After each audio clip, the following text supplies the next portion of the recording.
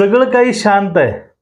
मुंबईमध्ये जो काही मेळावा झाला, विजयाचा मेळावा, तो मेळावा होत असताना किंवा मेळावा झाला याच्या पाठीमागं तुम्हाला काय वाटतंय की हा मेळावा झाला आणि यावरती प्रतिक्रिया शरद पवारांचीही काही नाही आणि कोणताही प्रयत्न देवाभाऊने केलाय किंवा नाही, हे सगळं संभ्रमाचं वातावरण ह्या महाराष्ट्रामध्ये.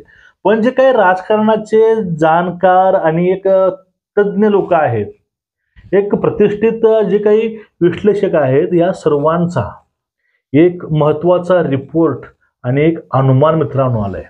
तो अनुमान असा आहे, खूप धक्कादायक आणि खूप काही सांगून जातोय की महाराष्ट्रामध्ये भारताच्या राजकारणामधील एक नवीन चाणक्य तयार होतोय. तेही शरद पवारांनंतर जो कोणी असेल या महाराष्ट्राचा राजकीय वारस, तर तो कोण आहे तुम्हाला हे या व्हिडिओमधून मित्रांनो सविस्तर point to point, pin to pin तुम्हाला कळून येणार आहे. तर तत्पूर्वी मित्रांनो सर्वांना विनंती आहे, चॅनलला सबस्क्राईब करा, बेल आयकॉन दाबा, व्हिडिओ शेअर करत चला, लाईक करायला विसरू नका. आणि आपलं चॅनल मित्रांनो लहान आहे, त्यामुळे तुम्ही आर्थिक रूपी मदत तुम्ही आपल्या चॅनलला करू शकता. तुम्हाला मी साईडला स्कॅनर देत आहे, तुम्हाला खाली नंबर देत आहे. बघा, आता महत्वाची गोष्ट अशी आहे की राज ठाकरे साहेब आणि उद्धव साहेब हे दोन्हीही राजकीय विभिन्न पक्षाचे लोक एका मंचावरती येऊन संबोधन करणार मराठी विषयावरती. याच्या मागे नेमकं काय, मराठी, हिंदी आणि नेमकं राज आणि उद्धव साहेब हे दोघं एकत्रित आले तर नेमकं काय घडू शकतं याचा पुरेपूर अंदाज हा देवेंद्र नावाच्या फडणवीसांना हा 100% होता. आणि भविष्यामध्ये महाराष्ट्रातील राजकारण कसं वळणार आहे याचा अंदाज सुद्धा शरद पवारांनाही नक्की आहे. असंच कोणी शरद पवारांना राजकारणातील चाणक्य म्हणत नाहीत. प्रत्येक विषयावरती टिप्पणी किंवा प्रत्येक विषयावरती आपलं स्टेटमेंट हे पवार साहेब नक्कीच मांडतात. पण या विषयावरती शरद पवारांना आपल्या 2 माणसाला त्या सभेला पाठवलं, मेळाव्याला पाठवलं, पण त्या ठिकाणी पवार हे अलिप्त राहिले. हे सगळं काही असंच नाही मित्रांनो घडलंय, कारण शरद पवारांना सुद्धा माहिती आहे काय होणार आहे.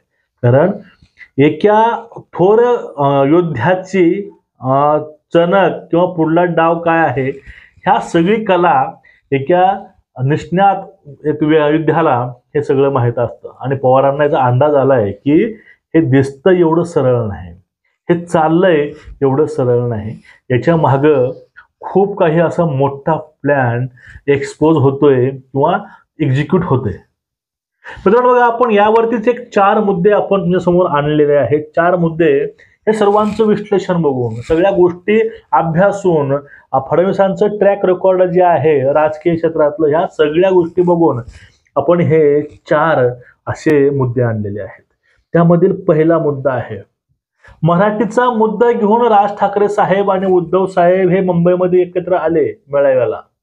निमित्त हिंदी भाषेचं होतं, पण हिंदुत्वावरची पकड राज ठाकरेंची ही अबाधित आहे, त्याला कोणी बोटही लावू शकणार नाही. आणि त्या मंचावरती राज ठाकरेंनी मराठी विषयी तळमळ हे बोलून दाखवली आणि त्यांनी पॉइंट टू पॉइंट फक्त मराठी विषयी बोललं. कुठल्याही राजकीय पक्षाविषयी, धर्माविषयी आणि कुठल्याही नेत्याविषयी त्यांनी कुठलं काहीच बोललं नाही. उलट उद्धव ठाकरेंनी सगळं काय ते भडास टोमणे काय सगळं ते ओखून टाकलं. या ठिकाणी लोकांना एक गोष्ट कळून चुकली की पहलगाम मधील जो हल्ला झाला होता, तो हल्ला भाषा विचारून नाही केला. तर लोकांचं जे लोक मारले गेले ते धर्म विचारून मारले गेले. आणि हा एक धर्माचा मुद्दा आहे. हा मुद्दा त्या सभेमध्ये आढळून आला नाही. भाषा अनेक असतील, धर्म मित्रांनो एकच आहे. आणि राज्य अनेक असतील, राष्ट्र एकच आहे. ही राष्ट्र भावना लोकांमध्ये या ठिकाणी त्या मेळाव्यामध्ये मिसिंग होती. त्या लोकांनी त्या भावना सुद्धा हेरल्या. आणि दुसरा मुद्दा जो आहे तो म्हणजे विकासाचा. अभ्युदय, चाळी, पत्राचाळ ह्या सगळ्यांचं जे काही त्यांनी पुनर्वसन मुंबईमध्ये केलं. आणि भाजप महायुती हे फक्त विकास करते, ते हे सर्वांचा, समाजातील सर्व घटकांचा ते विकास करते आणि सर्वांना सोबत घेऊन ते जाते. आणि जे काय आज अवस्था मराठीची मुंबईमध्ये आहे त्याला जबाबदार हे उद्धव ठाकरे आहेत. कारण त्यांच्याकडेच 25 वर्ष मुंबईची महानगरपालिका होती. त्या 25 वर्षामध्ये किती मराठी शाळा वाचल्या, मुंबईचा विकास त्यांनी किती केला आहे, नेमकं मराठी माणूस कुठवर त्याला नेऊन पोहोचवला आहे, केम छो वरळी फाफडा ह्या गोष्टी ह्या कोण केल्यात, जय गुजरात ह्या गोष्टी पहिलं कोण बोलल्यात, ह्या सगळ्या गोष्टी ह्या सगळ्या माध्यमातून त्या आत्ता यावेळेस एक्सपोज झाल्या. कारण हे मराठी हिंदी जर हा काही जो ट्रिब्यूट झाला नसतं तर ह्या ज्या गोष्टी आहेत ह्या गोष्टी पुढे आल्याच नसत्या.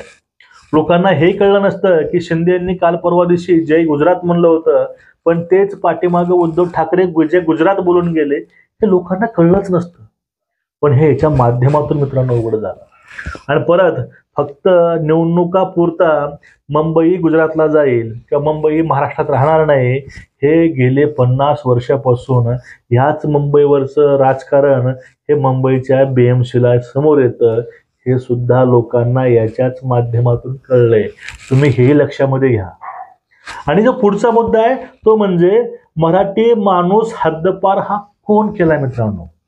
मुंबईमध्ये नेमका मराठी माणूस हद्दपार कोण केला? फडणवीस नागपूरचे आहेत, शिंदे ठाणेचे आहेत, मुंबईचे ठाकरेच आहेत, त्याच्याकडेच ही BMC होती. मग नेमकं तिथून मुंबईचा व्यक्ती तिथून हद्दपार का झाला यांच्यावरती हेही आरोप होतात की मुंबईचे जे काही भैया येतात मुंबईमध्ये त्या भैयांना आश्रय हेच लोक देतात. मुंबईमधून BMC मधून मराठी भाषिक शिक्षकाला ज्याचं शिक्षण मराठी माध्यमात झाले त्यांना शिक्षकाची नोकरी नाकारले होते. अशा अनेक गोष्टी हे बाहेर येतात. या गोष्टी बाहेर काय येतात, नेमकं याचे कारण काय आहेत? नेमकं BMCचे टेंडर आता महानगरपालिका मुंबईची जी आहे त्या महानगरपालिकेचे टेंडर किती मराठी लोकांना मिळाले, किती महाराष्ट्रातील व्यावसायिकांना मिळाले? आता BMCचे टेंडर 25 वर्षामध्ये ठाकरेंनी फक्त महाराष्ट्रीयांना दिलेत का? त्यांनी पुण्याचं जे बाहेरचे लोक आहेत, गुजराती म्हणा किंवा बाहेरचे, त्यांनी याला दिलेले आहेत का? ह्याही गोष्टी तपासून बघावं लागेल. म्हणून प्रकाशजी आंबेडकर बोलले होते की मुंबईचे टेंडर्स आतापर्यंत कुणाकुणाला दिले हाही आकडा समोर करा. म्हणजे ह्या ज्या गोष्टी आहेत ना, ह्या सगळ्या गोष्टी याच्या माध्यमातून मित्रांनो बाहेर पडल्या. आणि पुढचा शेवटचा मुद्दा आहे की राज ठाकरे, देवेंद्र फडणवीस ह्या दोघांचीही ताजमध्ये 1.5 तास चर्चा झाली, मीटिंग झाली, हे पूर्ण महाराष्ट्राला माहिती आहे. त्या दिवशी दुपारी जो काही GR हिंदीचा आहे तो आला. मग त्या 1.5 घंट्यामध्ये फडणवीस आणि राज ठाकरे काहीच नाही बोलले का? फक्त चहा पिऊन बाहेर आले? तुम्हाला काय वाटतंय? त्या ठिकाणी फक्त जाऊन दोघांनी चहा पिले आणि दोघं बाहेर आले. एवढा बिझी शेड्यूल असताना, सगळ्या गोष्टी असताना, कारण महाराष्ट्राचा प्रथम नागरिक आणि एक चांगला प्रतिष्ठित असा राजकारणी आहे, दोघांची मीटिंग का झाली असेल आणि त्यावेळेसच मुद्दा का आला असेल? आणि त्या देवेंद्र फडणवीसांचं नाव हे राज ठाकरेंच्या भाषणामध्ये सन्मानपूर्वक घेतलेलं आहे. ते पण जे काही बाळासाहेब ठाकरेंना नाही जमलं ते फडणवीसांना जमलंय. हे वाक्य त्या ठिकाणी कोणत्या अर्थानं राज ठाकरेंनी घेतलं तुम्ही हे लक्षात घ्या पहिलं. कारण त्या ठिकाणी देवाभाऊनं ह्या दोघांना एक आणलं, ते आता कुणाला जमलं नाही. 19 वर्षानंतर त्यांनी एकत्र दोघाला आणलं. ही गोष्ट लक्षामध्ये घेण्यासारखी आहे आणि हे लक्षामध्ये ठेवण्यासारखी सुद्धा आहे. तुम्हाला याचं उत्तर हे BMCच्या निवडणुकीच्या नंतर तुम्हाला कळून येईल की राज ठाकरे त्या मंचावरून फडणवीसांचं नाव का घेतले होते. ते बाळासाहेबांना जमलं नाही, ते फडणवीसांनी करून दाखवलं. हे तुम्हाला BMCच्या निवडणुकीच्या नंतरच कळणार आहे. आणि जो काही खेळ आहे, जे काही हे सगळ्या गोष्टी आहेत, ह्या सगळ्या गोष्टी माझं तर वैयक्तिक विश्लेषण किंवा मत हेच आहे.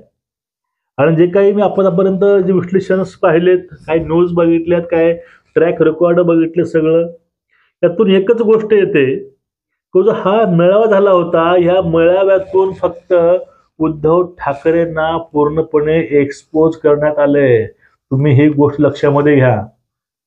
त्या मेळाव्यामध्ये जो उद्धव साहेबांचे शिवसैनिक आहेत तेच फक्त त्या सगळ्या गोष्टीला हे अग्री असतील, पण त्या ठिकाणी राज ठाकरेंचे कार्यकर्ते, राज ठाकरे स्वतः त्या ठिकाणी नाराज नसतील तुम्ही हे पण गोष्ट लक्षामध्ये घ्या. मी का बोलतोय, कारण राज ठाकरेंना पूर्ण भाषणामध्ये जो काही त्याने पहिलं बोललं होतं, हा जी मेळावा आहे यामध्ये कुठलाही राजकीय पक्ष नाही, हा मेळाव्यामध्ये कुणीही सामील होऊ शकतं, इथं कुणाला येऊ नये बंधन नाही, पण इथून कुणी आपला राजकीय अजेंडा चालवणार नाही. पण राज ठाकरेंनी तंतोतंत ह्या गोष्टी पाळून राज ठाकरेंना सगळे मुद्दे पॉईंट टू पॉईंट बोलले. पण उद्धव ठाकरेंना फक्त राज ठाकरेंनी केलेल्या भाषणाची किंवा त्या सगळ्या नियोजनाची माती केली असं आपल्याला म्हणता येणार नाही, कारण हे असंच अपेक्षित होतं आणि ते त्यामध्ये उद्धव ठाकरे हे बरोबर येऊन फिट बसले. म्हणजे स्वतःच्या पायावर दगड मारून घेतलाय. लोकांच्या पुढे एक समज झाला की हे जे काही चाललंय हे फक्त